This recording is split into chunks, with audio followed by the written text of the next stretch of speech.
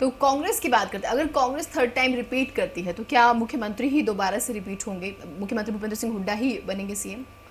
देखिए, इसको लेकर के हमारे पार्टी का बहुत क्लियर तौर पर मानना है। जहाँ प्रदेश में जिस व्यक्ति का 10 साल तक जिसने मुख्यमंत्री के रूप में पार्टी का नेतृत्व किया हो, ये पीसीसी अध्यक्ष और तमाम सामूहिक नेतृत्व का सवाल है। और जो हमारे फेस के रूप में है कांग्रेस पार्टी के हमारे तमाम नेता, वो एक सामूहिक नेतृत्व। उसके बाद हमारी लड़ाई विचारधारा की लड़ाई है, जो हमने पिछले 10 साल में काम किए उसको आगे बढ़ाने की लड़ाई है।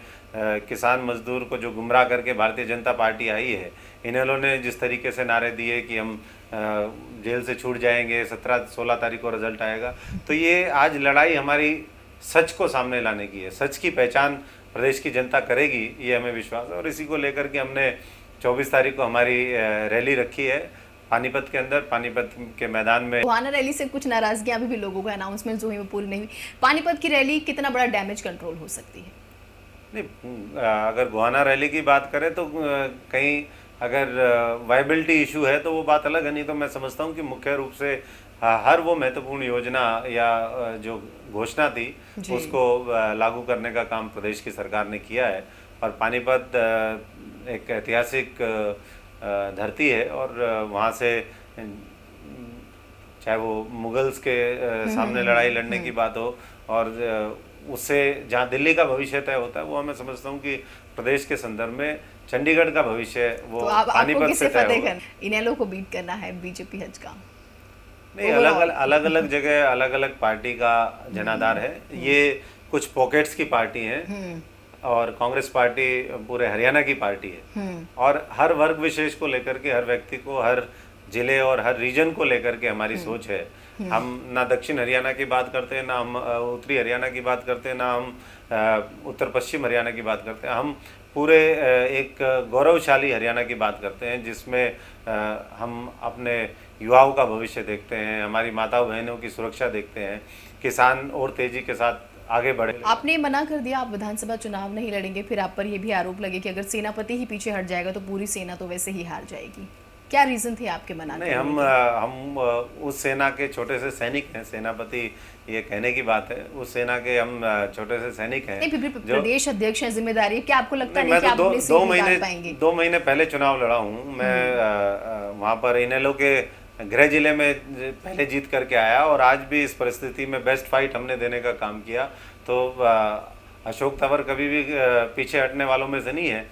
और मैंने पहले भी कहा है कि मैं 90 की 90 सीटें लड़ने वाला व्यक्ति हूँ। और 90 की 90 करने की वजह क्या रही? क्योंकि बहुत से आपके भी समर्थक होंगे जो चाहते होंगे कि आप मैं तो 2 महीने केवल, फिर आप क्यों मना कर रहे हैं कि आप चुनाव लड़ेंगे? ना ही परिवार से मेरे चुनाव लड़ने से और ना लड़ने से मैं समझता हूँ कि मेरे ना चुनाव लड़ने से पार्टी के हम अनेकों सीट और कम से कम 15-20 सीट जिताने की पोजीशन में आज हम हैं।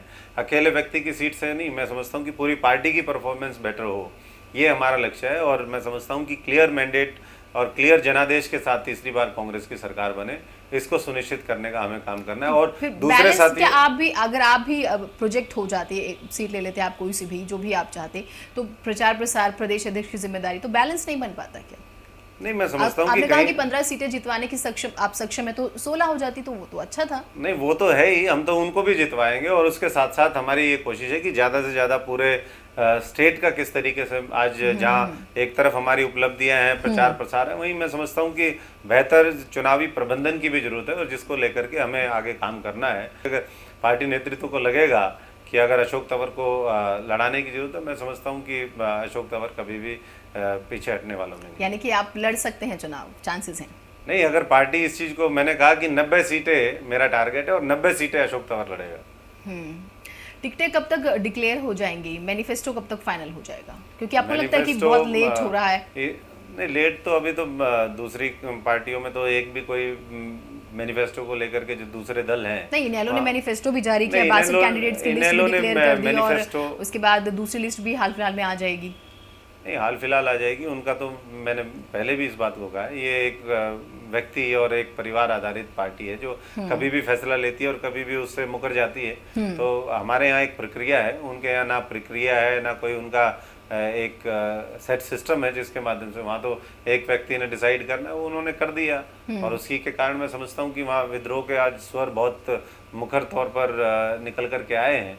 कांग्रेस पार्टी में हमारे जिले से लेकर के हमारे फीडबैक, हमारे ऑब्जर्वर गए, उसके बाद प्रदेश इलेक्शन कमेटी की मीटिंग है, स्क्रीनिंग कमेटी की मीटिंग होगी, स्क्रीनिंग के बाद हमारा सीईसी की मीटिंग है, और उसके बाद हमारे जो भी बेहतर उम्मीदवार निकल करके आ सकते हैं, जो हमारे बेस्ट कैंडिडेट होंगे, जिन्होंने कांग्रेस पार्टी के लिए संघर्ष किया है, जो जनता की आशाओं के अनुरूप होंगे, जिनकी विनेबिलिटी है, जीतने के चांसेस ज़्यादा हैं, उनको हम पार्टी उम्मीदवार के तौर पर, और वो हमारे पहले हफ्ते के अंदर, सितंबर पहले हफ्ते के अंदर मुझे लगता है कि हमारे फाइनल सिलेक्शन कैंडिडेट्स का होगा। एचएसजीपीसी मुद्दे को लेकर ये आरोप लग रहे हैं कांग्रेस पार्टी पर कि उन्होंने पॉलिटिकल स्टंट खेला है, क्योंकि 10 साल से आप लोग हैं, बावजूद इसके आपने इतना लंबा वक्त क्यों लगाया? नहीं, देखिए, अगर कोई बात घोषणा पत्र में है और उसको पूरा किया जाए, हर चीज़ को राजनीतिक आईने से नहीं देखना चाहिए। ये हरियाणा के सिखों की अधिकार, उनकी लड़ाई, उनका जो संघर्ष है कि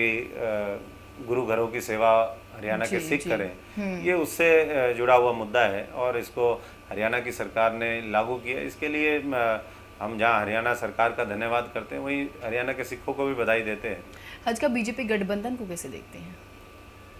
हज का बीजेपी गठबंधन तो अब जनता को देखना है।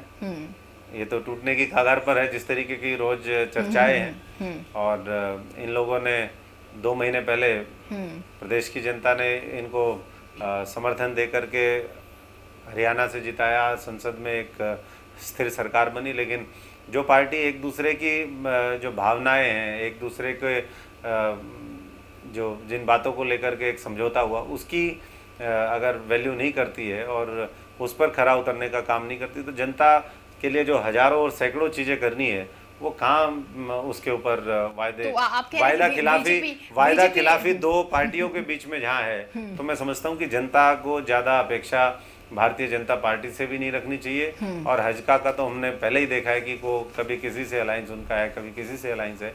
ये सब किस तरीके से प्रदेश को लूटा जाए, किस तरीके से प्रदेश को कमजोर किया जाए, उसके लिए मैं नहीं, तो कल को अगर गठबंधन टूट जाता है, मान लिया गठबंधन टूटता है और हजका चाहती है कि वो कांग्रेस में आ जाए, तो कांग्रेस में जगह है?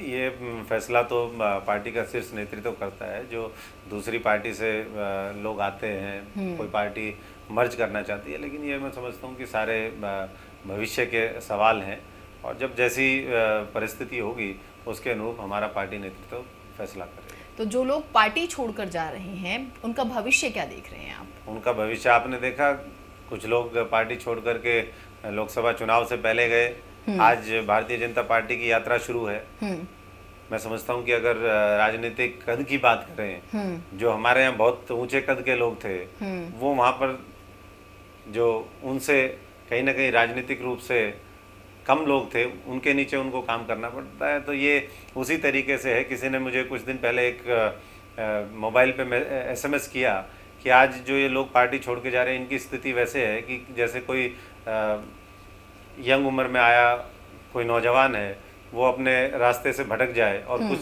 साल के बाद उसको एहसास हो कि ये गलती होगी। तो मैं समझता हूँ कि कहीं ना कहीं जो लोग पार्टी छोड़ करके गए हैं, उनको आज एहसास होना शुरू हो गया है कि उन्होंने बहुत गलत फैसला लिया, और जो लोग आगे भी जाएंगे उनको ये जल्दी से जल्दी आभास हो जाएगा कि कांग्रेस से अच्छी पार्टी और कांग्रेस से अच्छा परिवार, जहाँ पर लोगों के भावनाएं जुड़ी हैं, जहाँ एक स्पेस मिलता है, वहाँ वो अपने आप को कुंठित भी महसूस करेंगे। लेकिन फिर अपनी बात कहने का मौका नहीं मिलता कांग्रेस पार्टी में, या कांग्रेस पार्टी में तो जितने मुखर तौर पर कांग्रेस में कोई भी व्यक्ति, जितना आंतरिक लोकतंत्र कांग्रेस के अंदर मजबूत है, मैं नहीं समझता कि किसी भी पार्टी के अंदर इस तरीके से कोई भी व्यक्ति, कोई भी कार्यकर्ता, कोई भी नेता अपनी बात कह सकता है। आपको नहीं लगता कि छात्र संघ चुनाव होने चाहिए हरियाणा में? आप खुद छात्र संघ चुनाव से निकल कर आए। अगर दीपेंद्र हुड्डा दिल्ली में प्रचार प्रसार कर सकते हैं, चंडीगढ़ में कर सकते हैं, पंजाब में कर सकते हैं, व्हाई डोंट इन हरियाणा में क्यों नहीं? मैं समझता हूँ कि हम खुद छात्र संगठन और छात्र आंदोलन से आया हूँ। मैं NSUI के माध्यम से आज पार्टी ने हमें यहाँ तक पहुँचाने का काम किया है। तो निश्चित तौर पर छात्र संघ के चुनाव होने चाहिए। और ये मैंने नहीं तो आप ये कहना चाहेंगे कि अगर कांग्रेस पार्टी रिपीट होती है तो छात्र संघ के चुनाव बहाल करेगी? कांग्रेस पार्टी रिपीट होगी, छात्र संघ के चुनाव होंगे, नया नेतृत्व तैयार होगा, और उसमें मैं समझता हूँ कि उसके लिए कांग्रेस की जरूरत प्रदेश को है, ताकि हम शांति के साथ जो हमारा शैक्षणिक वातावरण है यूनिवर्सिटी कॉलेजेस का, उसको भी बरकरार रखें और एक नया नेतृत्व छात्र संगठन के माध्यम से यूनिवर्सिटी और कॉलेजों में तैयार करें। किन मुद्दों को लेकर, किन विशेष मुद्दों को लेकर आ रहे हैं चुनाव में इस बार? हर नौजवान को रोजगार मिले जो रोजगार के काबिल है, किसान मजदूर, प्रगतिशील हरियाणा, आगे बढ़ता हुआ हरियाणा जिसमें महिलाओं, हमारी माताओं बहनों की सुरक्षा हो, और जिस तरीके से हरियाणा आगे बढ़ा आज प्रति व्यक्ति आय में, प्रति व्यक्ति निवेश में, हर क्षेत्र में, इसको किस तरीके से हम और स्केल अप कर सकें, किस तरीके से आगे बढ़ा सकें, ये मुख्य बातें हैं। इसके साथ साथ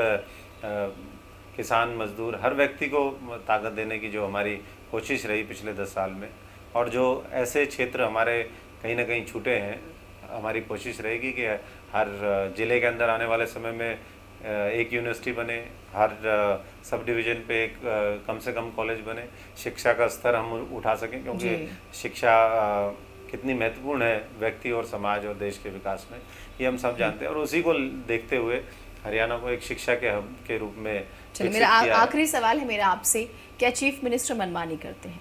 नहीं, चीफ मिनिस्टर का जहाँ तक सवाल है, मैं समझता हूँ कि सबको साथ ले करके चलने की उनकी कोशिश है। जो व्यक्ति जिस पद पर बैठा है उसके जो प्रोफाइल है, उनकी जो दिक्कतें हैं, वो वही व्यक्ति समझ सकता है। तो हमें भी ज़रूर समझना चाहिए कि मुख्यमंत्री जी ने पूरी कोशिश करी है पिछले 10 साल में हरियाणा को आगे ले जाने की, हर व्यक्ति को और कांग्रेस पार्टी को मजबूत करने की। और अगर मिलकर के कोई चीज़ें और करनी है तो वो उन्होंने पहले भी कहा है कि हमारे 2,14,000 की हमने एक सेना तैयार की, जिसके माध्यम से हम चुनाव की रणनीति को, जो भी हमारी रणनीति होगी उसको एग्जीक्यूट करेंगे, ज़्यादा से ज़्यादा सीटें जीतेंगे।